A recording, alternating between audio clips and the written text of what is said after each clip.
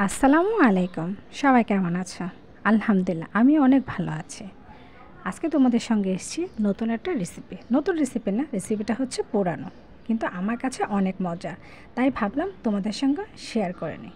আর আমি আসছি নিপাইস life story থেকে। এটা হচ্ছে আমার আইডি। যাই হোক, এখানে দেখো আজকে আমি রান্না করব লতার মুড়ি ঘন্ট। লতাও থাকবে, সাথে থাকবে কি তা তো বুঝতেই পারছো, মাছের মাথা। যেন তেন মাছের মাথা নয়, এ হচ্ছে ইলিশ মাছের মাথা।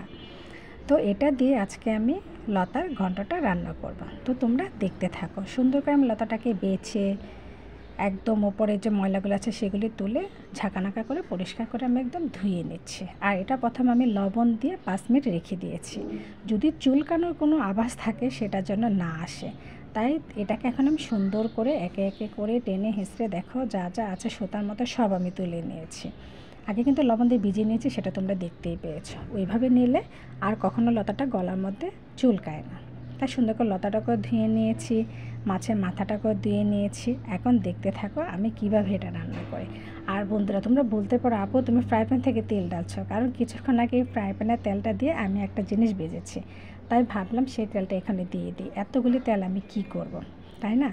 আর আরেকটা জিনিস যেটা হচ্ছে, আমি আর্টিফিশিয়ালভাবে কোনো কিছু দেখানো আমার কাছে একদমই ভালো লাগে না। আমি মনে করি আমার ন্যাচারাল যে জিনিসটা আছে, যেভাবে আমি সব কিছু করি, সবভাবে করি, সেটাই আমি তোমাদের দেখানোর চেষ্টা করি।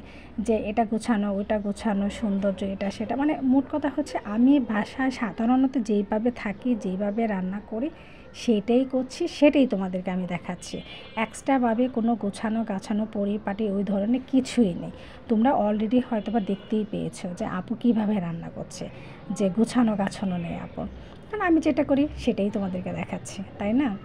আর তোমরা যদি আমার চ্যানেলটাকে একটু ভালো লাগে তাহলে প্লিজ আমাকে একটু সাপোর্ট করো, আমার চ্যানেলটা একটু সাবস্ক্রাইব করে রেখে দিও, লাইক কমেন্ট শেয়ার করো। আর এখানে দেখো মাছের মাথাটাকে ভেঙে চুরে খণ্ড বিখণ্ড বানিয়ে ফেলেছি। এখন এটার মধ্যে আমি দিয়ে দিয়েছি লতা। এখন লতার সঙ্গে একদম মাছের মাথাটাকে আমি মেখে চেখে নিচ্ছি। সবগুলো মশলা দিয়েছি তা তো দেখতেই পেয়েছো। এখন এটাতে অল্প পরিমাণে একটু পানি দিয়ে দিয়েছি, যেন লতাটা সুন্দর করে সিদ্ধ হয়ে আসে।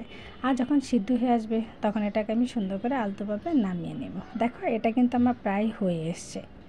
লতাটা যখন একদম ভাজা ভাজার মতো হয়ে এসছে, সিদ্ধ হয়ে এসছে, তো এখন আমি সুন্দর করে এটাকে নামিয়ে নিচ্ছি।